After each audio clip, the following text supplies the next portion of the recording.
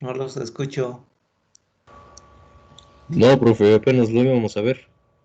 No empezamos nada.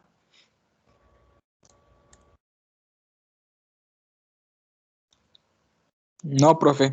Creo que no. Nada, nada, Nos nada. quedamos en incendios forestales. Esta parte no la vimos, esta diapositiva. No. Ok, bueno, pues entonces vamos a continuar. Importante, ya habíamos visto incendios forestales, pastoreo excesivo,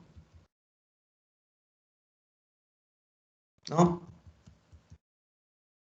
Esta diapositiva no les hace ruido en No, porque absoluto. tenemos No, profe. incendios forestales nada más. Ok, muy bien. Otra de las causas de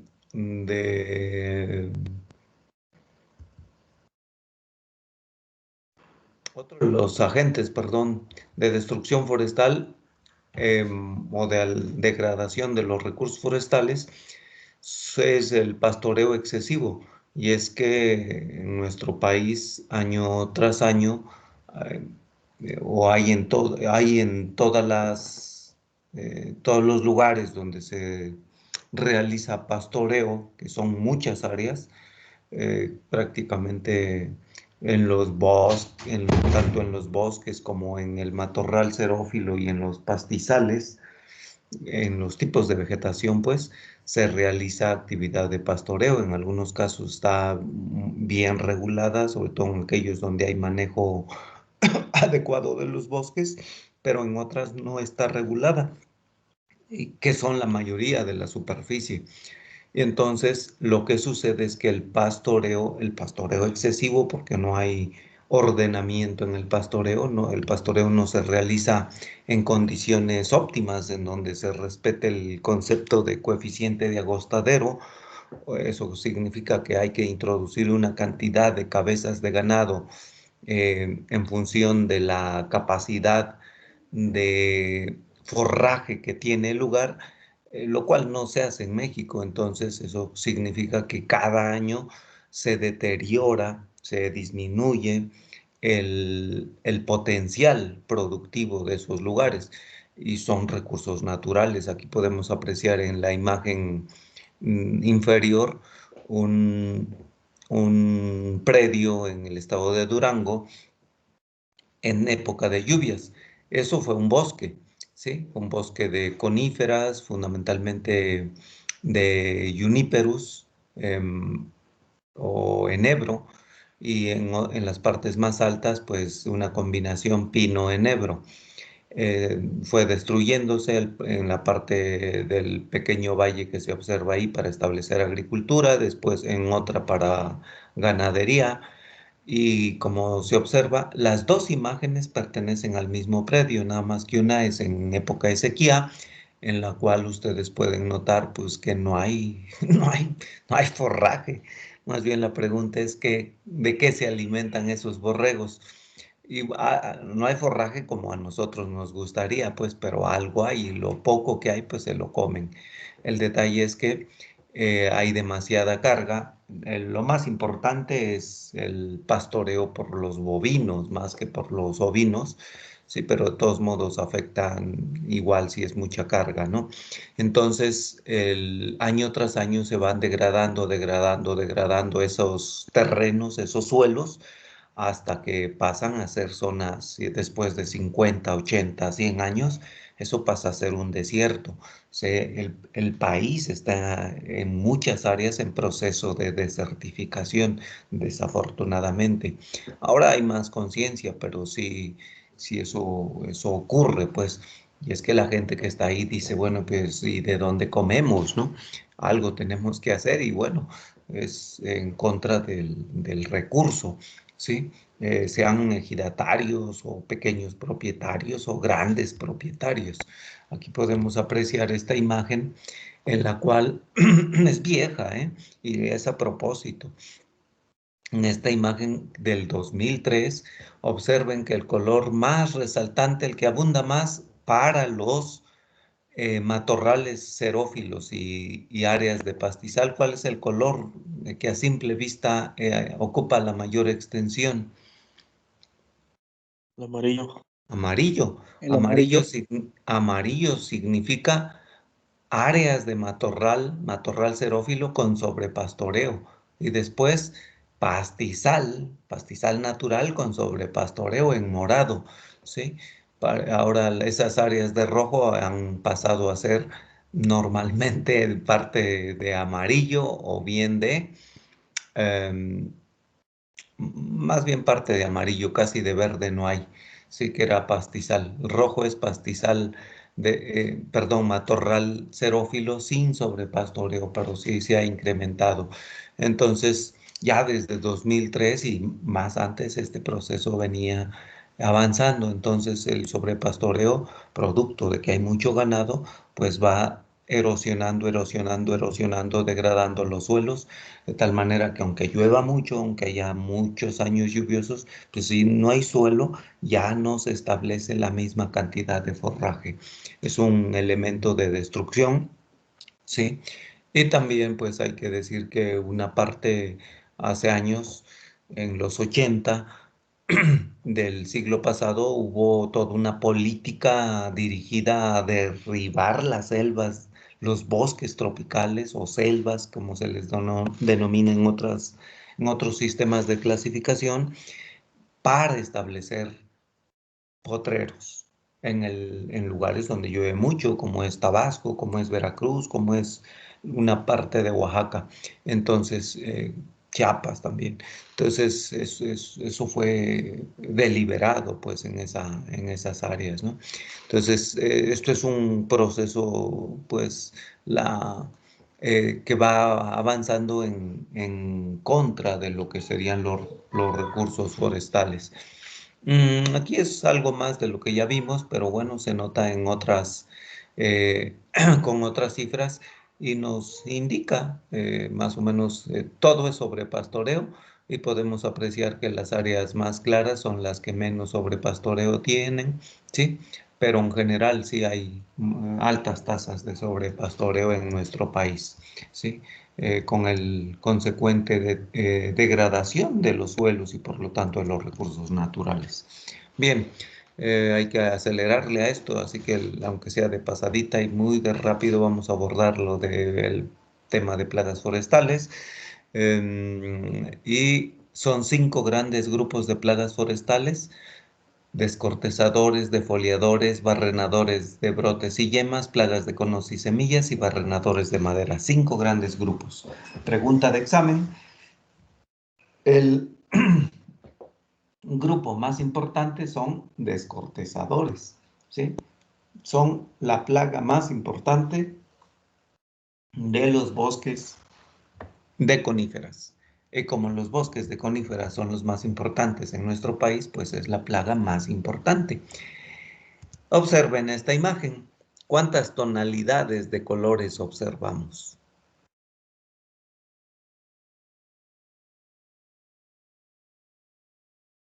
No los escucho.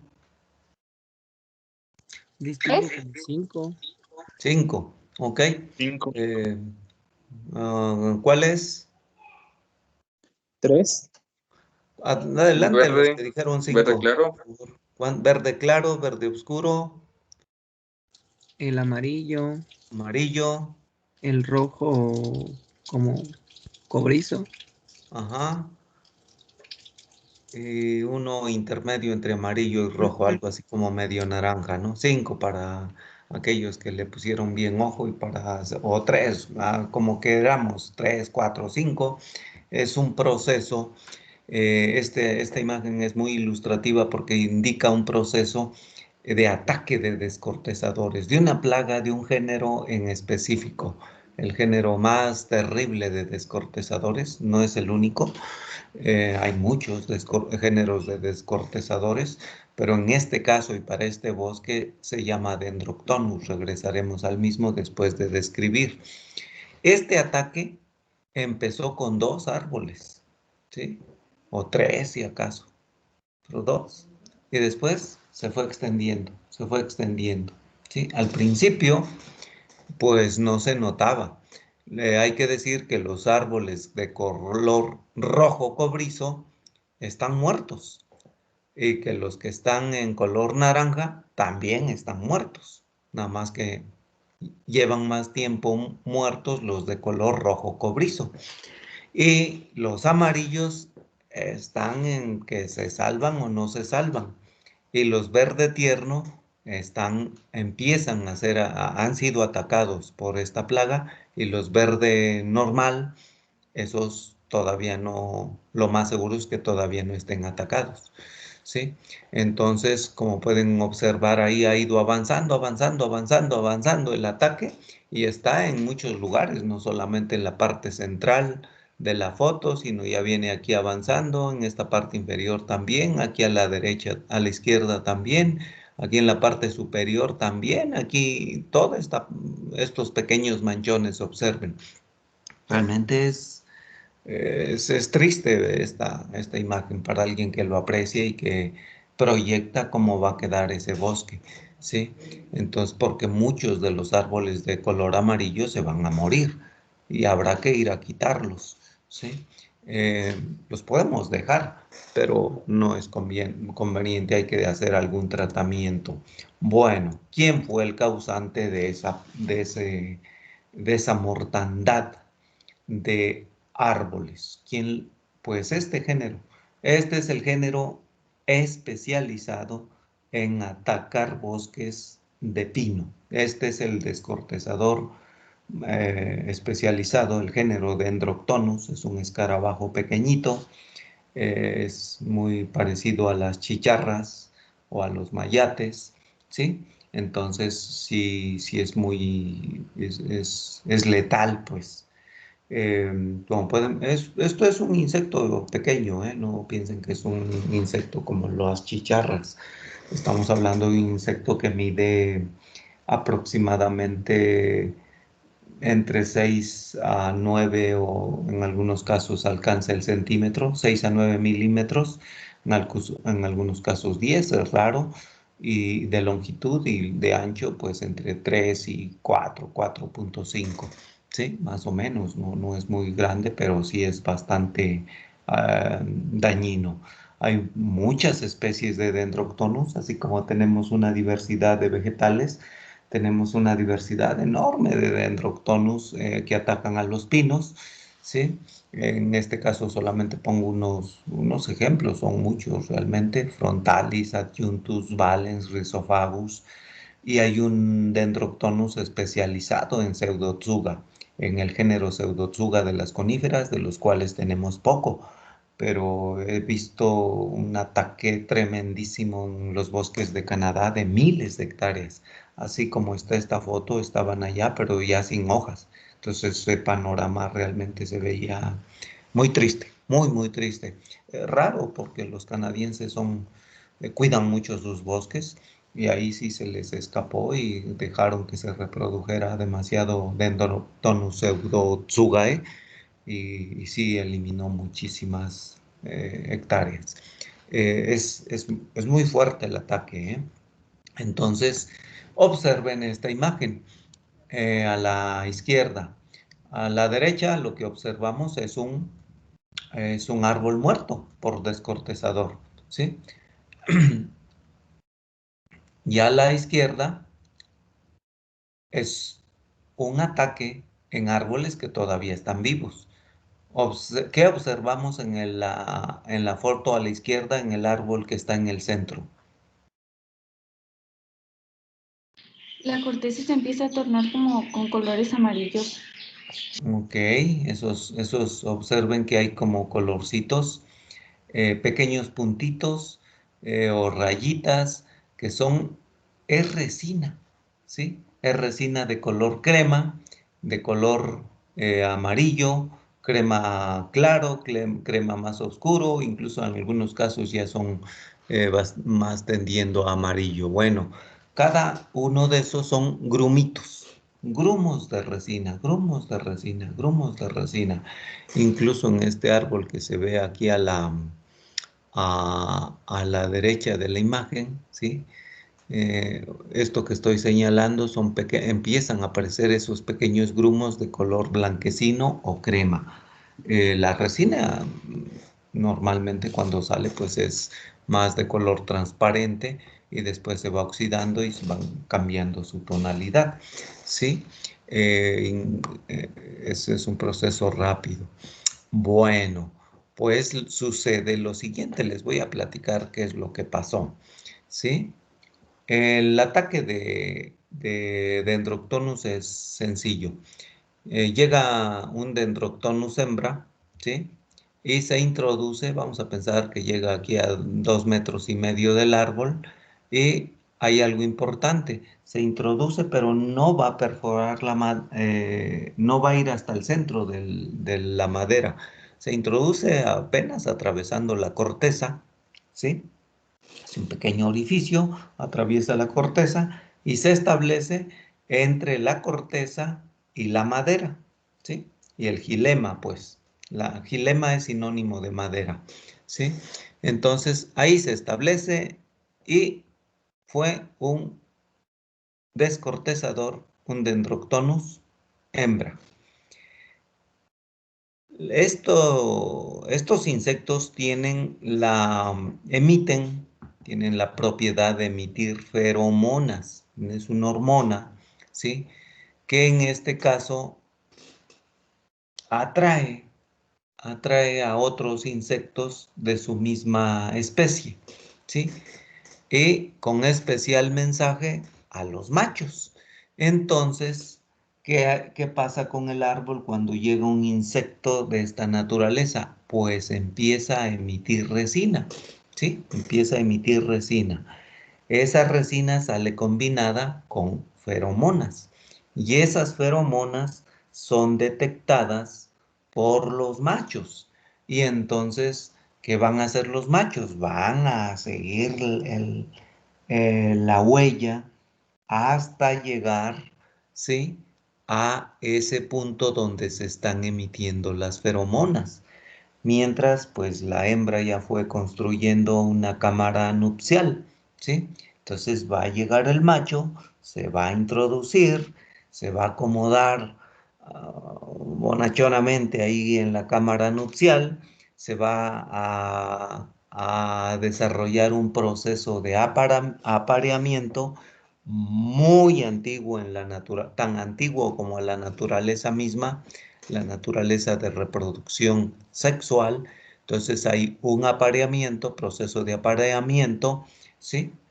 Y después de ese proceso de apareamiento, la hembra va a empezar a poner huevecillos, va a empezar un recorrido ahí entre la corteza y el gilema, haciendo galerías, poniendo en unas camaritas huevecillos, ¿sí? En cámaras de oviposición, y después de esos huevecillos van a generarse o van a emerger larvas, ¿sí? Y esas larvas van a comerse lo que pueden. ¿Y qué es lo que pueden? ¿Qué es lo que tienen al alcance en ese medio? Y en ese medio lo que existe es, esa corteza interna se denomina floema, ¿sí? Y el floema es el tejido transportador de, vamos a llamarle, los fotosintatos de las hojas al tallo y a las raíces, ¿sí? Y se van a comer también, se van a alimentar del cambium. Y el cambium es el tejido más, es muy importante en los árboles porque es el tejido que da origen al gilema hacia el interior, ¿sí? Genera madera, células de gilema, y hacia la parte externa floema, más floema. Entonces, si se lo eliminan, pues se elimina la actividad de función del árbol y ese árbol va a empezar a morir.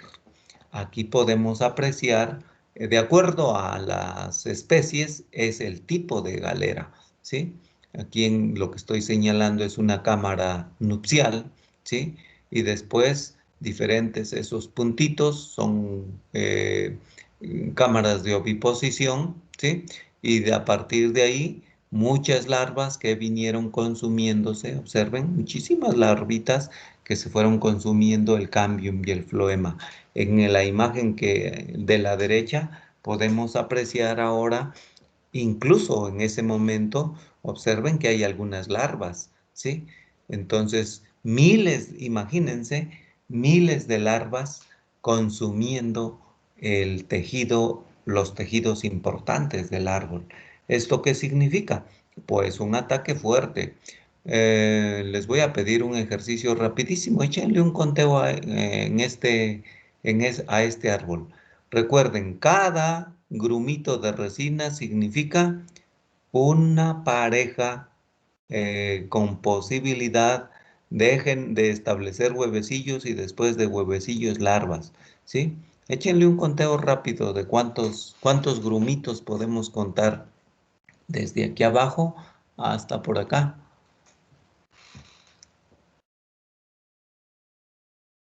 Arriba, hasta arriba de lo que se ve en la foto. ¿5? ¿Serán 5? No, ¿verdad? Es Un poco evidente que más de son 20, ¿no? muchísimos.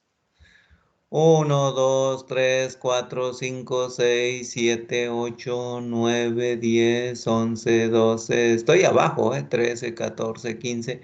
No, todavía no he llegado a la zona más densa y en la zona más densa pues hay muchísimos. Es más, ni se alcanzan a ver y luego habría que ver la otra cara. Estamos hablando de cientos de parejas, ¿sí? Establecidas en un árbol. Ujú. Entonces, y cada esos cientos de parejas van a generar algunos cientos de huevecillos, o, ¿sí? O miles, y eso va a ser catastrófico. Por eso, esa es la explicación que hay atrás de esta imagen. Esa es la explicación de por qué eso es tan agresivo, ¿sí? Entonces, ese árbol lo más seguro es que se muera. Ujú. Entonces, eh, eso es grave y habrá que controlarlo, pues si se deja que sigan, van a seguir. Normalmente los ataques empiezan con uno o dos árboles, uno o dos y después se va ampliando, ampliando y eso se va expandiendo. Eh, Estos insectos están especializados, ¿sí? Están especializados. Dendroctonus ataca a pinos, a pseudotsugas, a otras especies, son de las más comunes. Scolytus está especializado en atacar oyameles, olmos, ¿sí?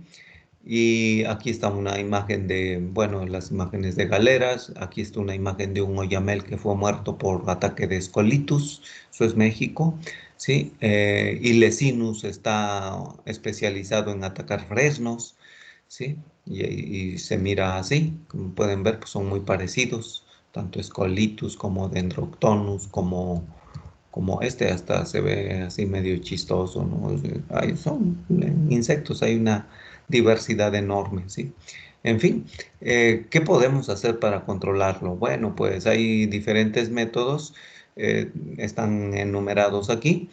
Hay que comentarles el más efectivo, el más barato, el que en México se aplica extensivamente es el número 3. Una vez que ya está atacado el árbol, pues ni modos, hay que tumbarlo, ¿sí?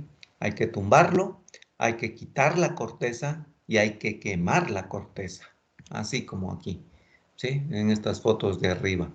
¿Qué se hizo? Se detectó el ataque, pero desafortunadamente aquí ya no se pudo detectar a tiempo y ya se derribó el árbol cuando ya estaba seco, pero aún así, ¿sí? Se derriba, se trocea y observen que aquí ya están quitando la corteza, descortezando y quemando, por lo que quede ahí.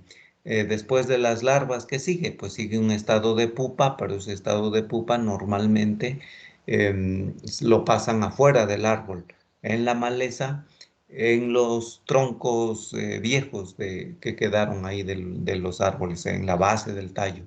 Entonces, y después de pupa, y adulto nuevamente, ¿sí?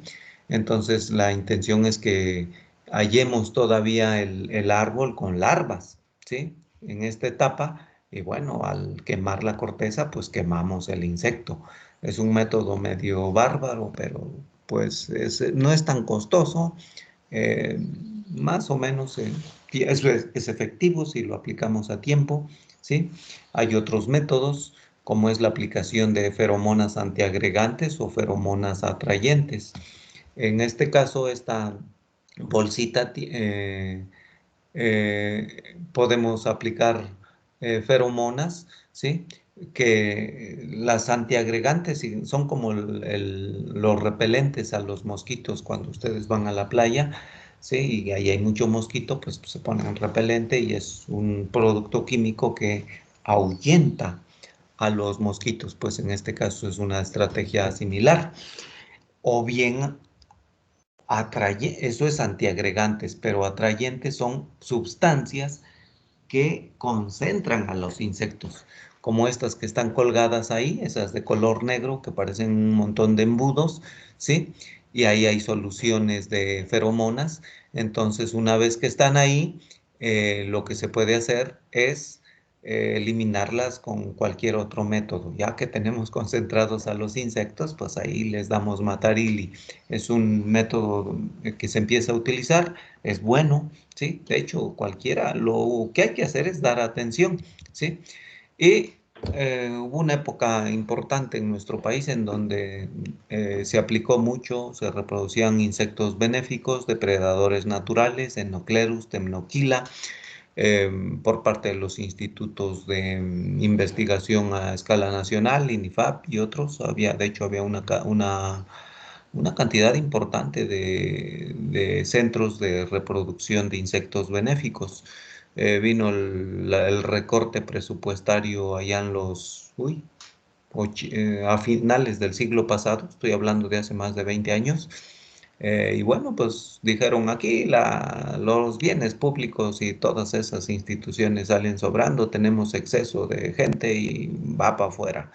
Y bueno, eso, parte de los efectos es que pues ya no hacen esa reproducción de manera masiva como se logró hacer en algunos años, ¿sí?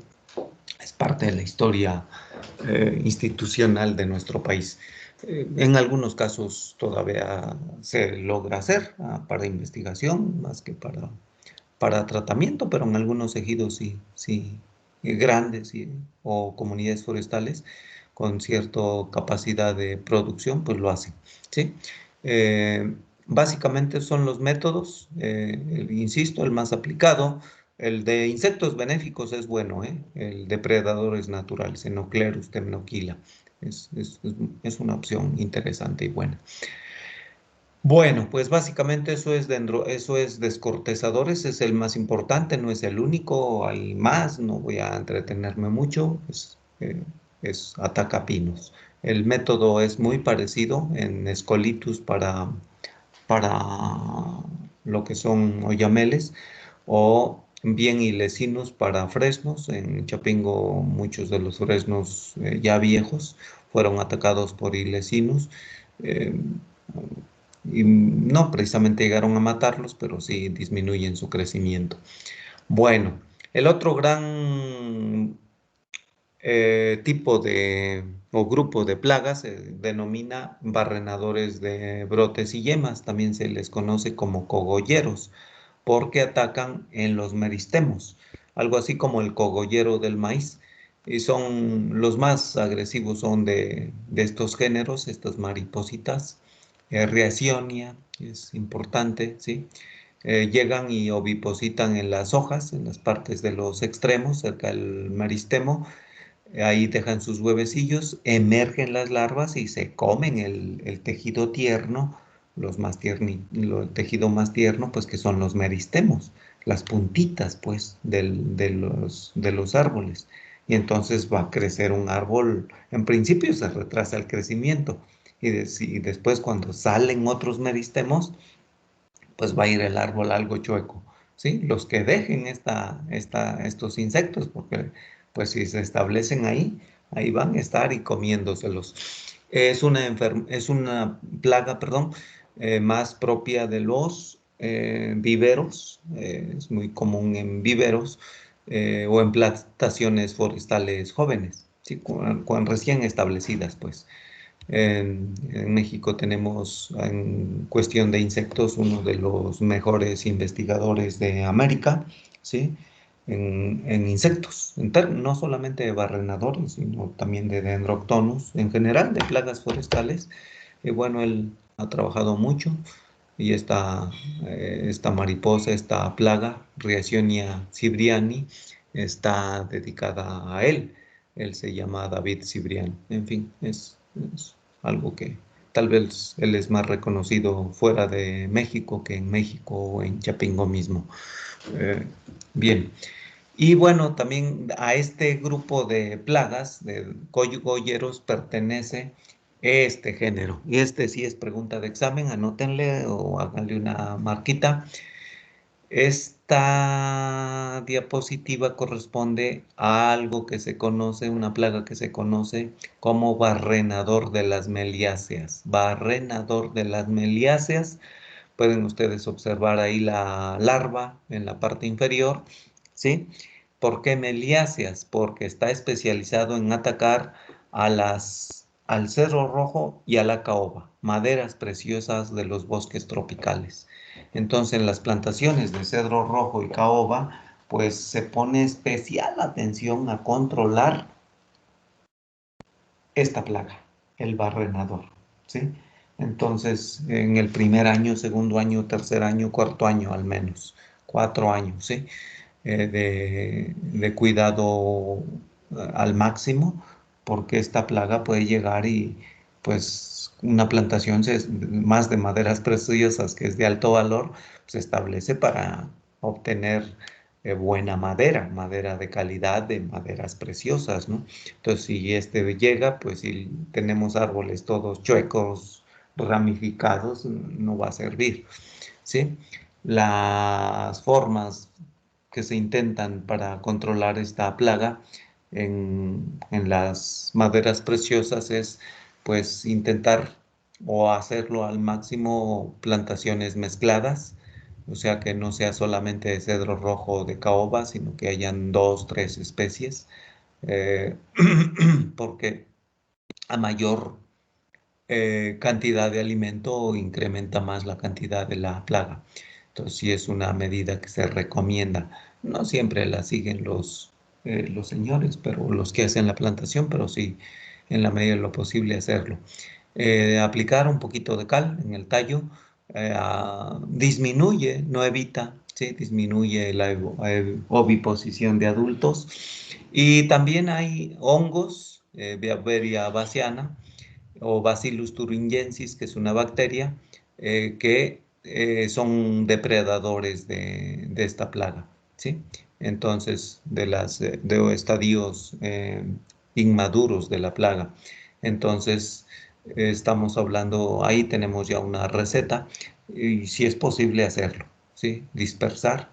eh, Hay que estar detectando, hay que estar monitoreando con visitas frecuentes para saber si llegó la plaga, pues en qué etapa hay que aplicarlos, ¿sí? Entonces, esos son de los métodos más efectivos.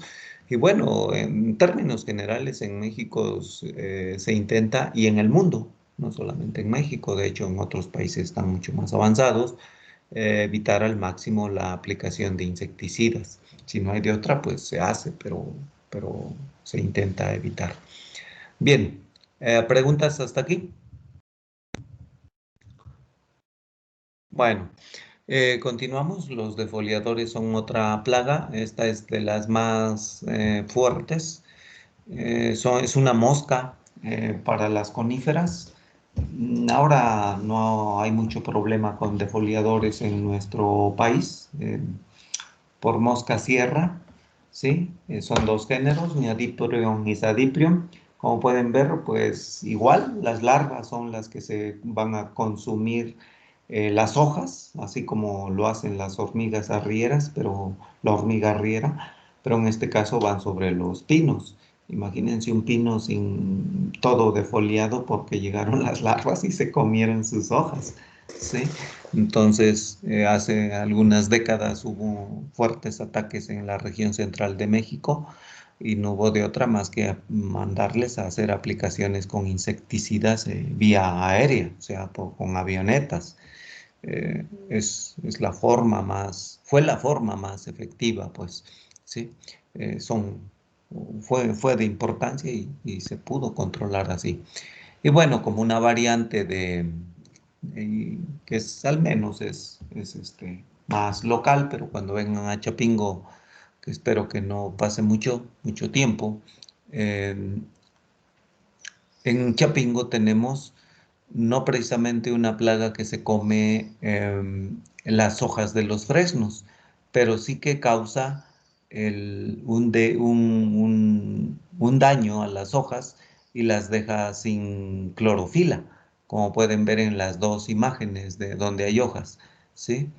Ese bicho que está abajo de color café, después se va a tornar, al principio es de color más verde, después se torna café y después más oscuro, ¿sí? Entonces, ese es el chupador, es un chupador de los fresnos, ¿sí? Y deja las hojas cloróticas y obviamente pues ya no van, esas hojas sin clorofila no van a hacer o a realizar el proceso de fotosíntesis de manera adecuada y vamos a tener árboles menos vigorosos y saludables. Entonces, no los llega a matar, pero sí reduce su vigor. Se denomina Tropidosteptes chapingoensis, ¿sí? Y bueno, existe en Chapingo, no solamente en Chapingo, existe en muchos lugares del país como plaga de los fresnos. Bueno, otro grupo de plagas se llama carpófagos y estos atacan a los conos o a las semillas de los frutos, ¿sí? Se alimentan de los embriones y si un árbol no tiene semillas o sus semillas no son, pues no, al alimentarse de sus embriones, pues vamos a tener semillas vanas, no va a ser capaz de reproducirse o de generar semilla adecuada. Ahí tenemos un ejemplo. Hay muchas. Realmente en plagas es un curso o dos cursos, ¿eh? Plagas forestales. Ahí tenemos un Conopterus que puede estar atacando, están especializados, en este caso ataca a Pinus embroides, ¿sí? Y bueno, pues es de cierta importancia en nuestro país, sobre todo en aquellos lugares donde la semilla es uno de los productos más importantes. En nuestro país no es muy común, en otros sí, pero lo que sería el piñón, los pinos que producen piñón, esto sí es muy importante porque ese es el producto, la semilla, ¿sí? Entonces ahí sí se intenta tener libre de cualquier plaga, ¿sí? Y este es uno de ellos, Conopterus. El género Conopterus, que tiene muchas especies, una de ellas es Edulis o Sembroides, Conopterus sembroides. Aquí podemos apreciar dos elementos más de plagas, una chinche, Leptoglossus, que ataca a pino, y Curculio, que ataca encino. Ahí se pueden notar. Y lo que van a hacer es, pues, en el caso de Curculio, igual a comerse las bellotas, el embrión, se alimentan del embrión, ¿sí? Entonces, no son tan graves en nuestro país y pues se han probado diferentes formas. Finalmente, algo de lo que ayuda, pues, es quemar los conos que tienen la plaga, porque ahí está. Y en otras ocasiones, pues son costosas, pero se ha probado de manera experimental, parece que funciona, inyecciones de insecticidas sistémicos al fuste, ¿sí? Y bueno, ahí a partir de ahí, pues algo se controla, o bien aplicaciones aéreas en la copa del árbol. Eso sí ya es mucho más costoso y se hace la valoración. Sí, normalmente son pocas las aplicaciones que se hacen en los bosques de nuestro país, pero si es una plantación de alto valor comercial, pues hay que hacerlo, ¿sí? Básicamente es eso. Y finalmente ahí tenemos, una, un grupo de plagas muy importante que atacan a la madera. Puede ser a la madera verde, a la madera muerta. En, y cuando hablo de madera muerta, puede estar en puertas, en muebles, y que ya llevan tiempo. Entonces es una gama importante que abarcan a un grupo que se conoce como termitas, pero no solamente termitas, hay otras más del género Gileborus, Natotricus, etcétera. Nada más en termitas hay 3000 especies, ¿sí? Entonces sí es un abanico muy grande y lo único que se hace ahí un poco es prevenir para hacer tratamiento de la madera para minorar el riesgo de ataque de estos insectos que pues sí van comiéndose la madera hasta que pues ya esa madera ya no, ya se deshace prácticamente. Entonces, una vez que empieza el ataque, pues en muchos casos lo más idóneo es cambiar la puerta porque hay miles de atacantes, ¿sí? Son las plagas más importantes, son los 5 grupos de plagas más importantes, no se les olvide. El más importante es con mucho, Dendroctonus, porque ahí sí se puede acabar miles de hectáreas. Entonces hay que controlarlos. Voy a hablar solamente de 2 enfermedades. Una de ellas se muestra aquí, que ataca a las plántulas en viveros, cuando recién emergen, ¿sí? De la semilla. Y es que es una asociación de hongos que atacan la base de la raíz o en la base del tallo, ¿sí? O en el cuello de la raíz, pues, y se denomina secadera o damping off. Y está asociado a mucha humedad, alta temperatura o mucha humedad simplemente. Entonces, damping off y se pueden morir muchísimas plantas en los viveros. 40, 30, 50% si no hacemos un buen manejo. Ahí podemos apreciar todos esos arbolitos o esas plántulas de color amarillo se van a morir. La otra bueno, ¿qué es lo que se recomienda para control de damping off?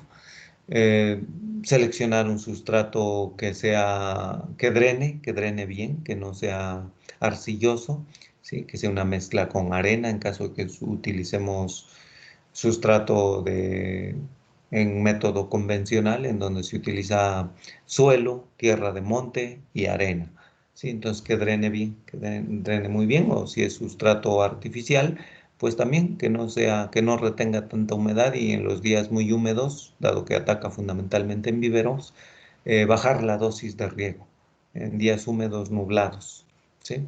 Eso es importante, manejo de riego y como actividad preventiva, pues hacer aplicaciones frecuentes. Nosotros vamos viendo cómo está la planta, cómo está el sustrato, cómo están los días y en función de eso se define la periodicidad, pero pues vamos a pensar en una vez a la semana aplicaciones con fungicidas preventivas, baja dosis, ¿sí?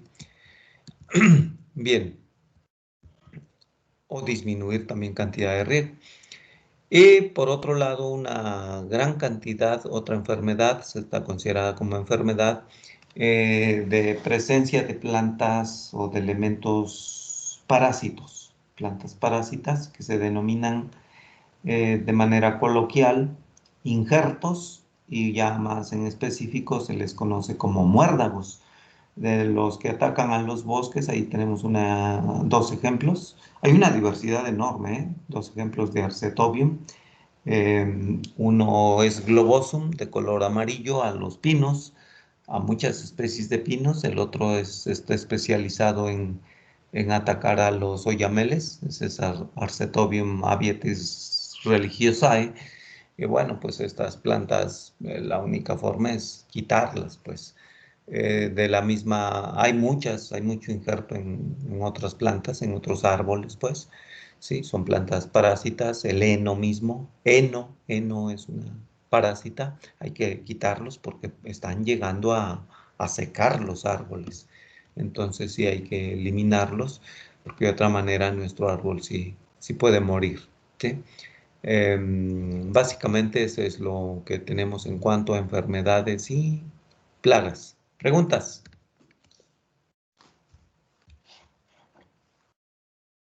No, profe. Na- ¿Nada? Nada. Bueno, No, muy profe. bien. Vamos a pasar después de haber visto los agentes, qué es lo que causa o hace más grave el problema en nuestro país? Pues respecto a estos agentes, a los agentes de destrucción forestal, pues fundamentalmente, y si hablamos de esta parte, ¿verdad? De cómo se transformó el paisaje en la cuenca de México. Fundamentalmente tenemos que las causas están relacionadas con cuestiones sociales, económicas o de orden, pues, ¿sí? Vamos a empezar por el 2. No hemos logrado construir en México un plan de desarrollo de largo plazo. Cuando hablamos de largo plazo, en nuestro caso como forestales y como manejadores de los recursos naturales, hay que pensar en el siguiente siglo, ¿sí? Y ya, si de plano nos quedamos cortos, bueno, la mitad de un siglo, no en el sexenio, no qué va a pasar en 6 años. Y ahí la sociedad, los mexicanos hemos sido especialistas en ver a muy corto plazo. Y la clase dirigente del país, no solamente, cuando hablo de la clase dirigente, no piensen que son los políticos solamente, ¿eh?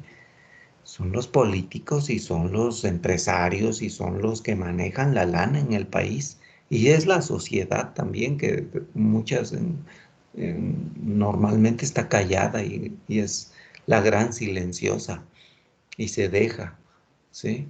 Entonces hemos sido incapaces de hacer, y hace mucho que no se intenta un plan de largo plazo, al menos en donde haya acuerdo. En algún punto debemos estar de acuerdo. De otra manera, esto de país va a la deriva, pues. Este país, por eso es importante entender o saber de la historia del país. A partir de la conquista fue un golpazo que destruyó, no al 100% porque quedó mucho de las culturas originarias, pero estas culturas originarias pues fueron relegadas a la montaña y viven en condiciones difíciles, pues, ¿sí? Entonces, pero el país fue supeditado a lo que dictaba pues España, 300 años, más, porque finalmente la independencia, aunque intentaron hacer vamos a decir, los hijos de los españoles nacidos aquí, sí, al final pues quien quedó ganón fue Iturbide, y Iturbide pues lo que hizo fue un imperio, sí. Y más bien México tuvo cierto respiro hasta que llegaron los reformistas, hasta la época de la Reforma. Todo ese siglo fue de pelea, hasta que llegó vamos a decirlo así, la gente, los reformistas, en la época de Juárez. Y después vino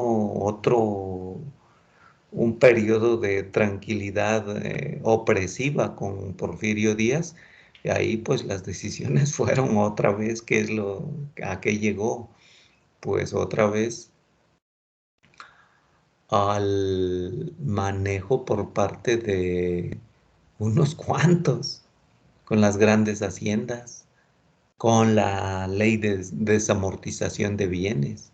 Y es que muchas empresas ahí se posicionaron, sobre todo empresas extranjeras, de mucho del terreno de nuestro país, y era suficiente eh, la ley era de deslindes y desamortización de bienes, pero sobre todo deslindes. Entonces, con deslindar los terrenos, pues les daban el usufructo.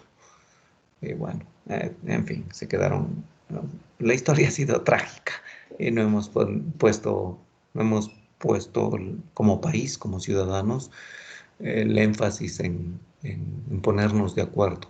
Después la revolución y producto de la revolución parecía que fue convulsa, y cuando se fueron calmando los ánimos se intentó un plan de desarrollo nacional que ya no fueran, pero pues funcionó y se hizo el plan y todo el mundo lo iba en esa línea, pero finalmente pues quedó en que los, la, la dirección del país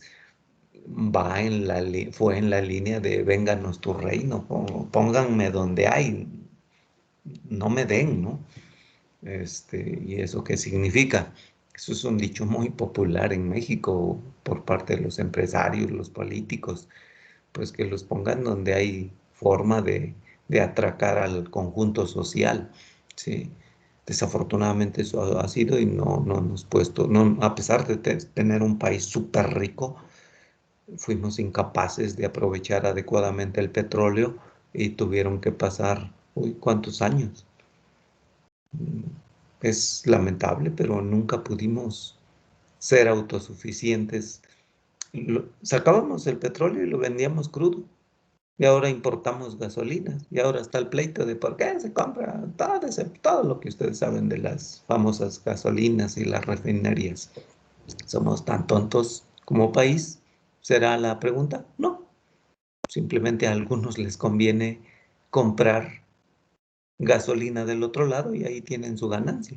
Y esos algunos pues están o han estado muy ligados a la dirección política del país, etcétera, etcétera, etcétera. El caso es que no tenemos planes del desarrollo a largo plazo y ya, y vale la pena. Ustedes son otra generación en donde esto en algún punto tiene que cambiar.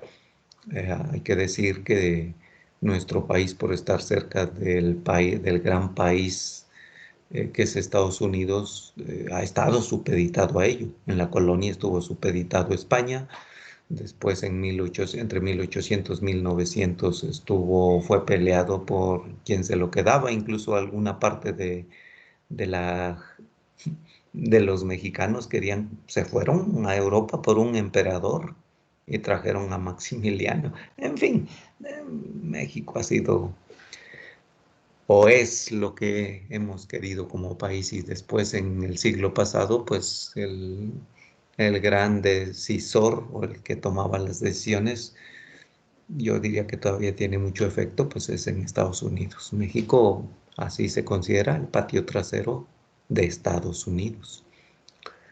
Cualquier intento en otra línea debe ir de acuerdo con ellos. En fin, eso vale la pena. De todos modos, hay que hacer ese plan de desarrollo de largo plazo y en algún momento, en algún lugar del tiempo, hay que hacerlo.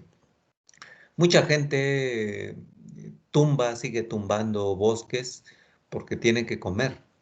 El 80% de los recursos forestales actuales de los bosques, vamos a hablar sobre todo los bosques, bosques tropicales, bosques de coníferas, están en manos de comunidades y ejidos, ¿sí? Un porcentaje menor, mucho menores, en manos privadas. Aunque últimamente con las leyes muy laxas que se han sido reformadas desde Salinas, hay mucha posibilidad de apropiarse de sus terrenos públicos. Y bueno, la gente tiene que comer y tumba los bosques para establecer cultivos y después los abandona sus terrenos, se degradan. En fin, no precisamente, desafortunadamente, tenemos una cantidad grande de pobres, un porcentaje muy alto, y eso en México y en todo el mundo va sobre los recursos forestales, ¿sí? Eso es importante. Estoy hablando del punto uno, una distribución muy desigual de la riqueza, un sector chiquitito que se apropia de mucha de la riqueza. Entonces, si la gente le busca por donde puede. A nivel social, a nivel conjunto, la gente tira basura por donde quiera. Esto, si hay algunas gentes, algunas personas o muchas personas se encargan de plantar árboles en las ciudades, en los poblados, en las áreas rurales y sobre todo en los poblados y en las ciudades, otros se encargan de tirarlos, ¿no? Entonces, tirar los árboles, tirar la basura, etcétera. Una educación ambiental es más, no hay en muchos casos, o muy baja, pues precaria, ¿sí? Y es muy común también que atrás de todos estos, del desarrollo de todos estos problemas, habíamos comentado que los incendios los causa el hombre, ¿sí? Pero por otro lado hay gente que se dedica a apropiarse de los bienes públicos. Esta historia está súper documentada. Tenemos huyendo a varios exgobernadores que privatizaron y vendieron terrenos públicos de recursos naturales. El ejemplo tal vez más que dio la noticia en su momento es un exgobernador de Quintana Roo que vendió terrenos públicos. Le hizo chanchullos y movió y se los vendió a los amigos, a empresarios. Obviamente para comprar terrenos pues hay que tener dinero, ¿no? Y estoy hablando de propiedades, no de 1 hectárea, 2 hectáreas, de cientos y de miles de hectáreas, ¿sí? O bien partidos políticos que comandan una asociación de invasores y van y se plantan en un terreno público y después dicen, aquí me quedo y aquí me quedo y aquí me quedo", hasta que lo hacen de cada invasor, pues, los partidos políticos, pues, para ganar votos. Y la gente que los apoya, pues, aunque no tenga necesidad, pues se queda con eso, ¿sí? En fin, no es sencillo. Eh, También hay que decir que hay algunas comunidades con conflictos por los linderos, que mientras el terreno un pedazo del terreno está en conflicto, pues no han faltado quien diga, pues ni para que, si no lo aprovecho yo, tampoco lo aprovechas tú, y va y le mete un cerillo, ¿sí? Y hacen incendios. No es lo común, pero sí ha habido casos. Entonces, en fin, tenemos un país algo desordenado. Bueno, algo habrá que hacer. En fin, uno siempre confía en que la siguiente generación va a hacer algo y no lo hacemos. Bueno, básicamente es eso. Si tienen algún comentario, a hacerlo. Si no, pues vamos a pasar a otra parte, a otro tema.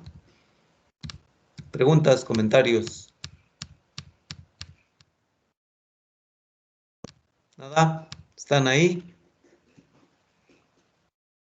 Sí, profe, aquí Aquí seguimos. seguimos. Aquí seguimos. Me hace que se fueron a desayunar y ya ni están.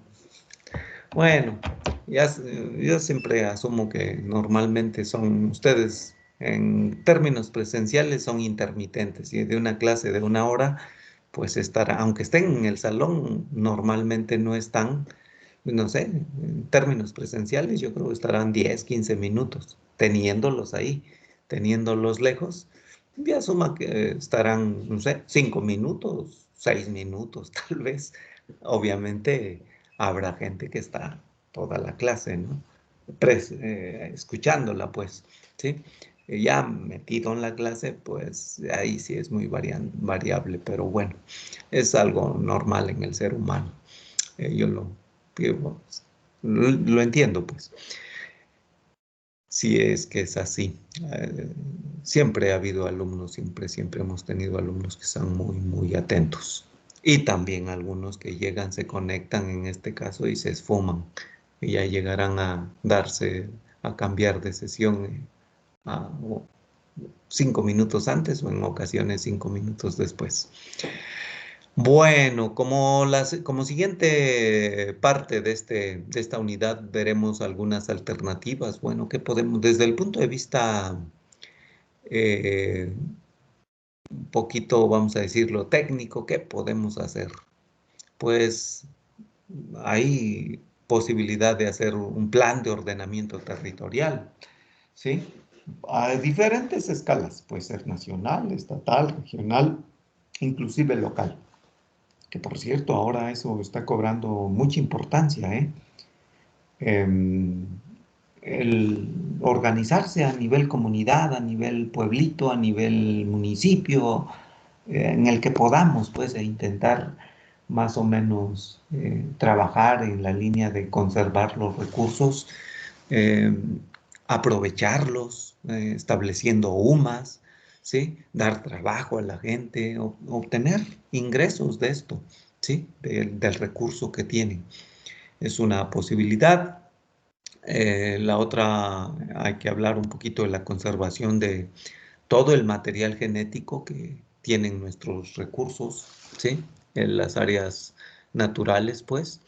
El también conservar todo lo que se considera o se ha manejado, se maneja como áreas naturales protegidas, que tiene muchas variantes. Y lo otro que es de primera importancia, porque es la base, diría yo, pero sí hay que fomentarlo en la medida de lo posible es la educación ambiental. Entonces vamos a platicar de qué va cada uno de estos, aunque sea de manera rápida. Esto me lo voy a saltar.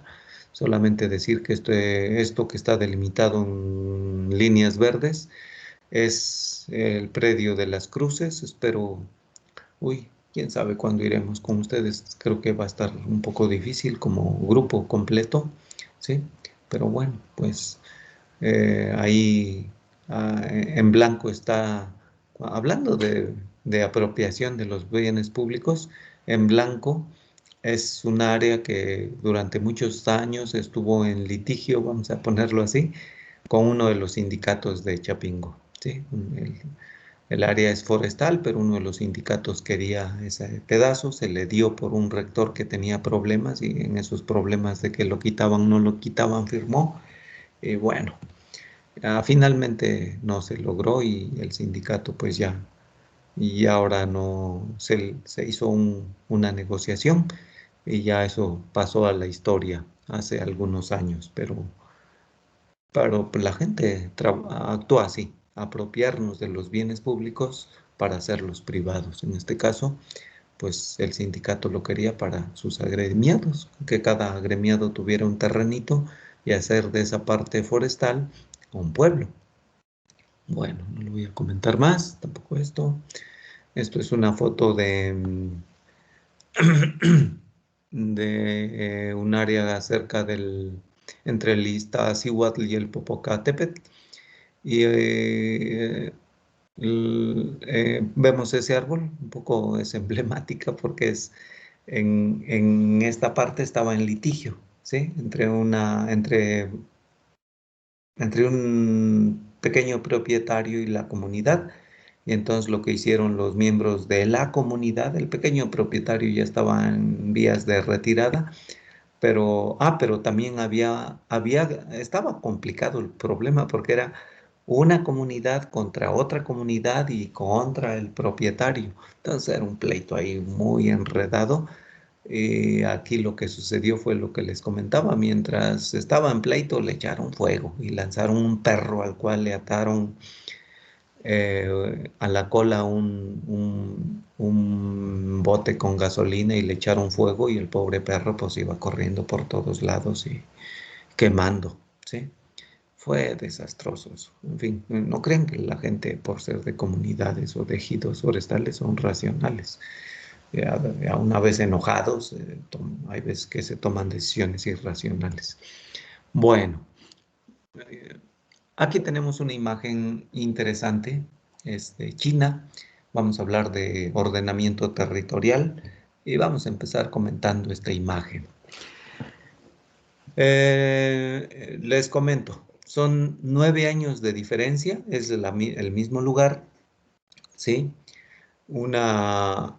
Al lado izquierdo en 1991 y al lado derecho el 2000. En color, todo es azul, verde azul, es un río, un río grande que pasa por ahí. En color verde oscuro tenemos áreas forestales o verde más oscuro, ¿sí? Y en color verde claro, claro, cultivos. Les voy a pedir por favor que echen un vistazo más o menos de manera detenida, intenten hacer una cuantificación gruesa. En color marrón, pues área sin vegetación. Y me digan qué pasó en 9 años.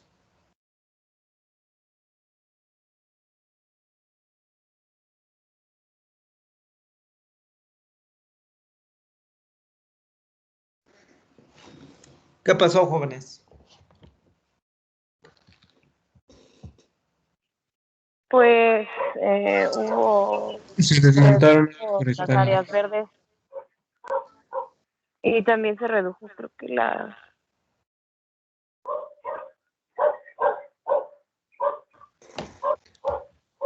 Como pueden notar, se redujo drásticamente la vegetación natural. Esto es una imagen que obtuve de un reporte de un equipo chino que hablaban de cómo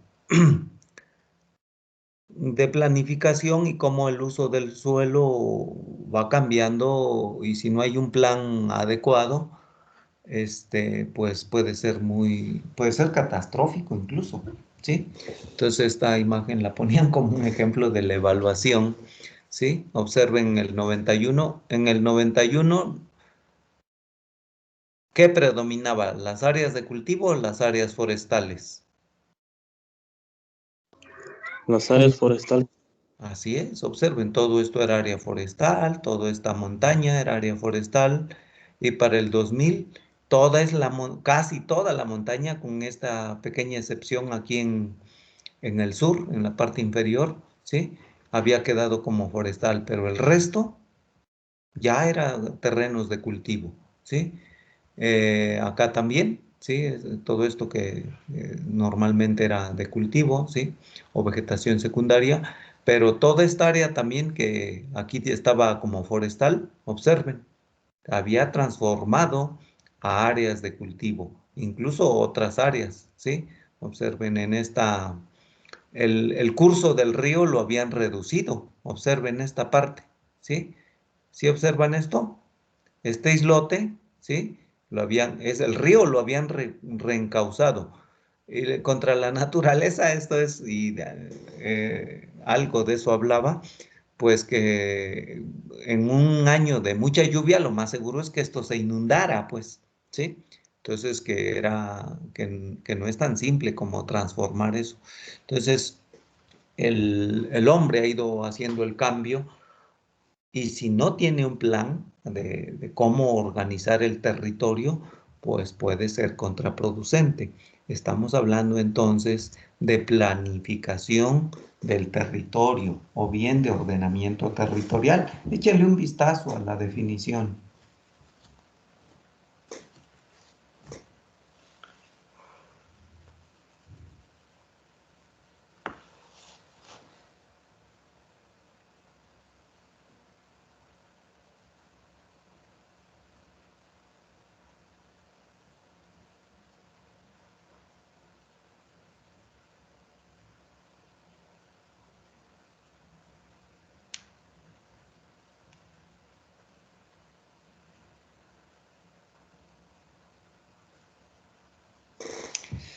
Como pueden ver, en principio, pues hay que ponerse de acuerdo entre la gente, ¿sí? Eso es muy importante. Y hacer un plan, el que sea, pero hacerlo, ¿sí?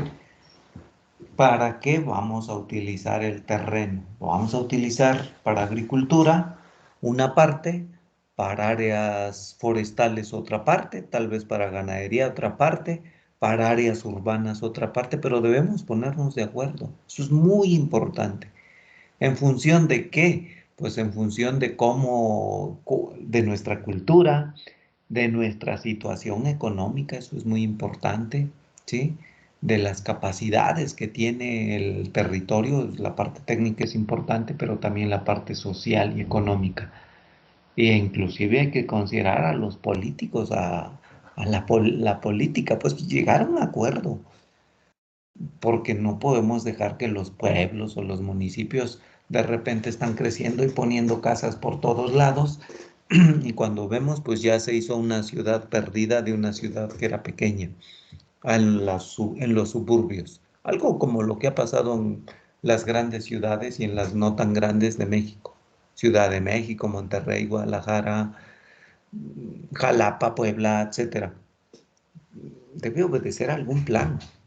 Y si es necesario hacer nuevas ciudades pequeñas o medianas, pues hay que hacerlas bajo un plan, por no que de repente vayan creciendo y ya una vez que nos plantamos ahí en una colonia que hicimos popular, pues que nos pongan servicios.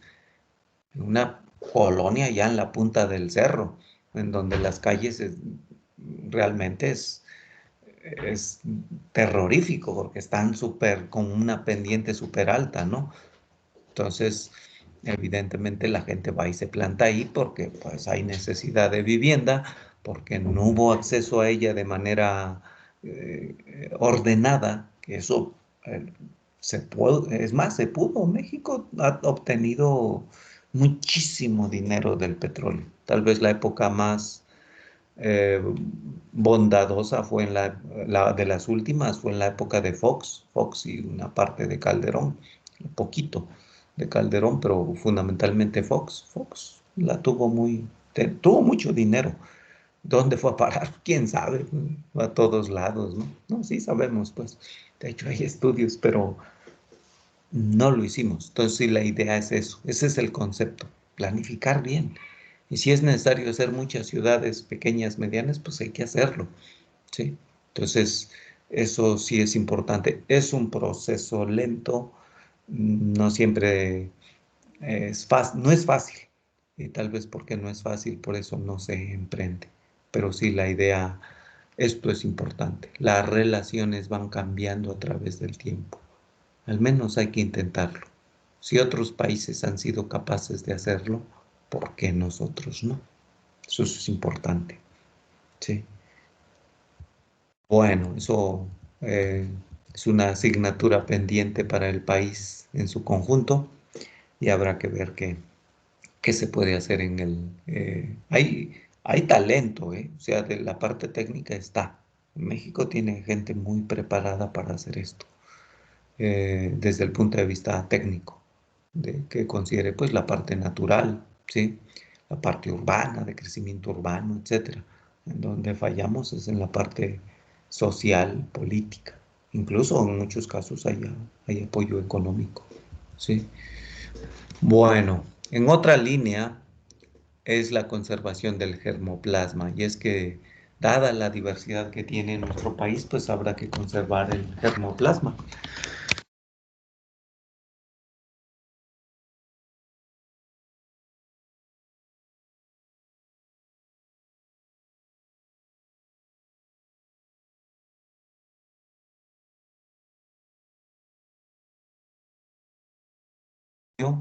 Pero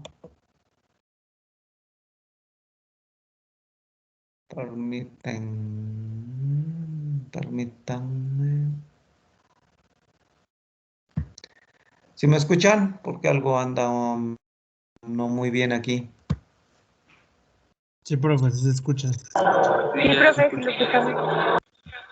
Ok, muy bien. Entonces, desde el punto de vista técnico tenemos que si lo importante es conservar el germoplasma, pues de la gran mayoría de las especies habrá que establecer áreas, en principio áreas que permitan reproducir las mejores especies, ¿sí? Las mejores especies, estoy hablando de las especies que nos pueden proporcionar de manera directa bienes, ¿sí? Después vamos a hablar de la conservación de otras especies que ahorita todavía por desconocimiento nuestro, no nos proporcionan bienes, pero lo podrían hacer para el futuro. Siempre hay que pensar a 100, 200, 300, 1000 años, al menos a 100 años, pues, ¿sí? Entonces, hay veces muchos gobernantes no piensan ni al siguiente año, pues, o políticos, ¿no? No necesariamente gobernantes. Entonces, una opción es las áreas de producción de semilla. Si nosotros vamos a reforestar, habrá que reforestar con las especies que deseamos, pero cuyo material de los mejores ejemplares, no cualquier ejemplar. Y entonces, debido a ello, se ha establecido esta forma de producción, un área de producción de semilla. ¿Cómo se establecen las áreas de producción de semilla? Pues se hacen recorridos en los terrenos forestales, en los bosques, ¿sí? Y se selecciona un área donde aquí se dice o se decide, en esta área hay buenos ejemplares, incluso se marcan, ¿sí? Y se dice, de estos ejemplares hay que recolectar la semilla. Y los árboles que vamos a reproducir en viveros, es muy recomendable que vengan de estos árboles porque tienen vigor, porque están bien conformados, porque están bonitos, por muchas características de se definen los criterios, ¿sí? Pero en general es eso. Y además, pues que sean árboles maduros, que sean buenos productores de semilla. Y cada año o cada cierto, la producción de semilla en la gran mayoría de las especies es cíclica, y los ciclos duran 3 o 4 años. Eso significa que cada 3 o 4 años hay mucha producción de semilla. Entonces hay que ir a recolectar la semilla. Y no es juntar la semilla o los conos o los frutos que están tirados ahí en el suelo. No, hay que ir a treparle a los árboles y garantizar que esa semilla viene de ese árbol, porque un cono tirado es producto de cualquiera de los muchos que hay ahí, ¿sí? Entonces, eso es importante. Se denomina áreas semilleras o áreas de producción de semilla. Este proceso empezó en México el siglo pasado, en los 70s en algunos lugares, se acrecentó más en los 80s y en este siglo también ha continuado. ¿Sí? Es una forma de más o menos tener material genético de calidad. Eso es muy importante. Pero como una forma o una estrategia más avanzada todavía que el área semillera es el huerto semillero. Échenle un vistazo a la definición y ahorita platicamos.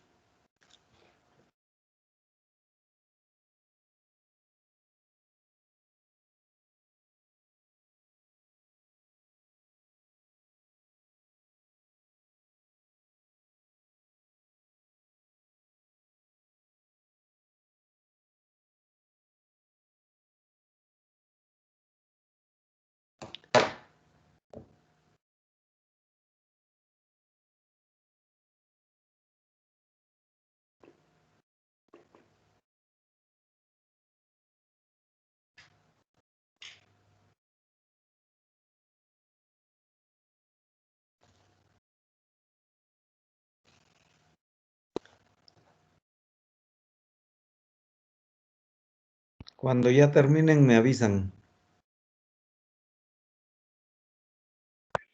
Ya, profe. Ya, profe. Muy bien.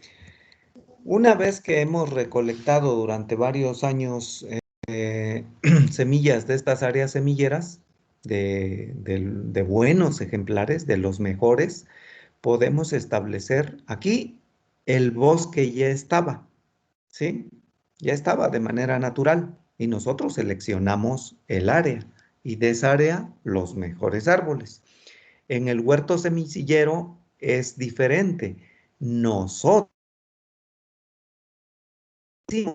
de los mejores árboles de esta área semillera, reprodujimos árboles, ¿sí? En el vivero, arbolitos, pues. Y de esos arbolitos seleccionamos los mejores y los fuimos a establecer, los vamos a establecer a un lugar aparte para donde no haya muchas, de manera natural, muchas especies parecidas a esta para evitar la cruza en caso de reproducción sexual, ¿sí? Y los aislamos, a eso se refiere con que sea aislado, y hacemos una plantación, ¿sí? En la cual le demos todos los cuidados necesarios, ¿sí? Para que dentro de algunos años de ese huerto que se llama huerto semillero, obtengamos la semilla. ¿Eso qué significa? Pues que de entre lo que seleccionamos la semilla, sembramos la semilla, plantamos los arbolitos, los mejores arbolitos, y estos crecen en el huerto semillero, en un nuevo lugar, en un huerto establecido para ello, pues van a pasar, y a su vez semillas, pues van a pasar 25 o 30 años, ¿sí? Es un proceso largo. A nosotros, incluso eso es largo en términos de nuestra vida, ¿sí? Corto en términos de la naturaleza. Nosotros los planes de manejo los hacemos a 50, 70, 80, 100, 120 años, ¿sí? Entonces, no hay mucho problema, pues, pero eso sería un huerto semillero. Aquí está una imagen de lo que sería un huerto semillero, ¿sí? No es con coníferas, no hay en ninguna de coníferas donde tuviera algo importante que ahora se intenta que tengan los huertos semilleros.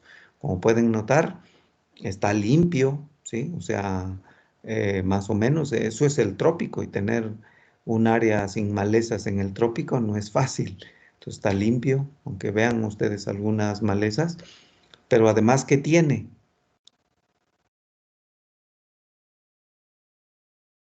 ¿Qué tiene, jóvenes? Además de Riego. árboles, riego. Y no es riego por surco, es riego localizado. Cada árbol tiene aporte de observen, a cada lado tiene una manguera de riego. Entonces ahí se gente que no sufra, que los árboles crezcan, que den su máxima potencial, su máximo potencial genético. Entonces eso es muy importante. Un huerto semillero va en esa línea, lo mejor, para que los árboles, recuerden que de ahí vamos a sacar la semilla y queremos semilla de calidad, para que los árboles que estemos plantando sean de calidad. Ahora en México se planta por lo que se puede, más bien lo que tienen los viveros y no siempre es de calidad, ¿sí? En algunos casos deja mucho que desear, en otros casos es buena planta, en fin, hay de todo, ¿eh? Eh, y imagínense, sembrando vida, si esto se hubiera planificado, si esos programas que están implementando ahorita tuvieran su origen hace 30 años, pues tendríamos más, 50 años, tendríamos garantía de que ese programa iba a ser todo un éxito. Pero ¿qué está haciendo Sembrando Vida? Pues están poniendo lo que se puede. ¿Por qué? Porque para sacar semilla de calidad de huertos empezado hace 40 o 50 años, ¿sí? Entonces lo que hagamos ahorita va a tener impacto dentro de ese plazo de tiempo. Hay que ver las cosas así, pues algo se hace, ¿no? Pero no podemos estar así siempre. En esa línea de huertos semilleros están estas imágenes que voy a comentar o de áreas semilleras. En la imagen a la izquierda inferior es un área semillera en el estado de Veracruz, ¿sí? Con pinos.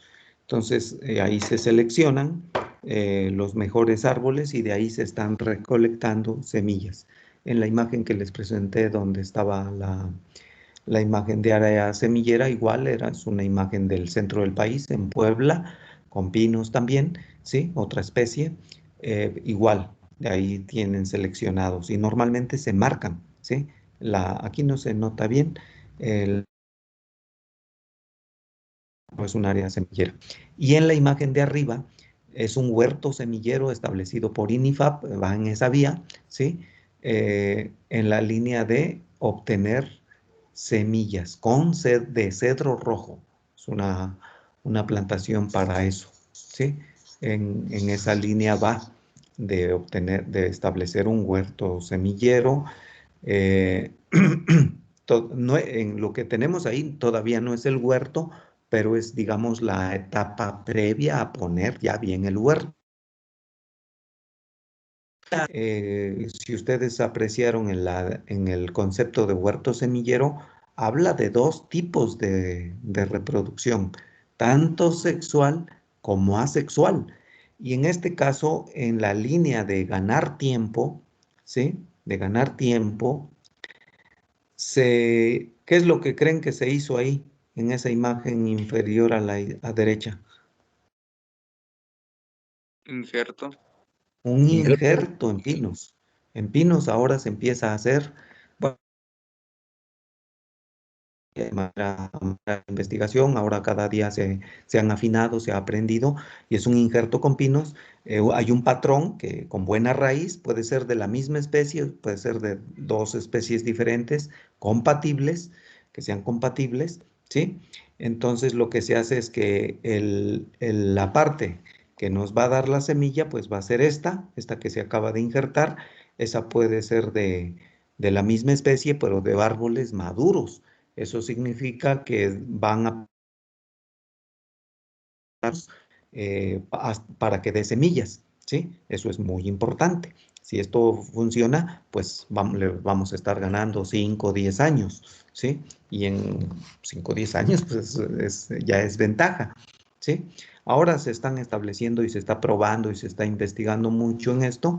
Y bueno, en la línea de establecer huertos semilleros, desafortunadamente en los últimos años al país no le ha ido muy bien en cuanto a presupuesto y los apoyos para algunas comunidades que están haciendo esto no han sido muy grandes. Nos han detenido, pues estoy hablando de los últimos 6, 7 años, ¿eh? No necesariamente ahorita en los últimos 2 años o en el último año. El último año sí fue duro, pues, para todo el mundo, ¿no? Entonces, básicamente en esa línea viene esto, ¿sí? De conservación del germoplasma forestal.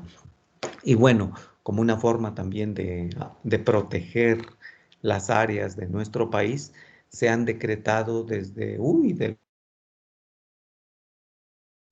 1900 diferentes formas de proteger las áreas naturales. En esos años se les denominó parques nacionales, ¿sí? Pero después han aparecido más formas. Cambia el nombre, el espíritu es el mismo, pero tenemos muchísimas. Se llaman, una de ellas es parques nacionales, hay reservas de la biosfera, hay áreas de protección de recursos naturales, áreas de protección de flora y fauna, monumentos naturales y santuarios. Proteger las áreas de nuestro país, naturales. Hay mucho que decir. Hay muchos parques nacionales, de cada una hay una buena cantidad. Les voy a pedir que al menos echen un vistazo de rápido, 5 o 10 minutos en su estado, qué tienen y para la siguiente clase sí les voy a preguntar. Entonces, sí, de hecho les voy a mandar un pequeño cuestionario, ¿no? Muy sencillo, que lo contesten y en ese momento les va a tomar unos 5 o 10 minutos nomás, en donde ustedes indiquen en su estado qué tienen de estas formas, ¿sí? En todos los estados del país hay al menos alguna, ¿sí? Hay estados en los que tienen de las 5. Entonces, eh, hay suficiente de donde tener información y el espíritu es áreas que estén destinadas a la conservación. Desafortunadamente en esas áreas dado que son públicas, eh, nadie las protege y no hay suficiente personal ni recursos para hacer los planes de manejo de estas áreas, ¿sí? Pero bueno, la intención está ahí, es una buena intención. Hay algunas muy bien cuidadas, hay otras menos cuidadas, a manera de ejemplo, como el Parque Nacional Molino de las Flores. El Parque Nacional Molino de las Flores, un parque nacional que está aquí cerquita de Texcoco y que de tener mucha vegetación, un arroyo con agua más o menos limpia, pues ahora ese arroyo se ha convertido en aguas negras en una parte y la vegetación ha desaparecido en una parte importante de su superficie. Bueno, pues hasta aquí le vamos a dejar. Si hay alguna pregunta, adelante. Y si no, pues nos vemos la siguiente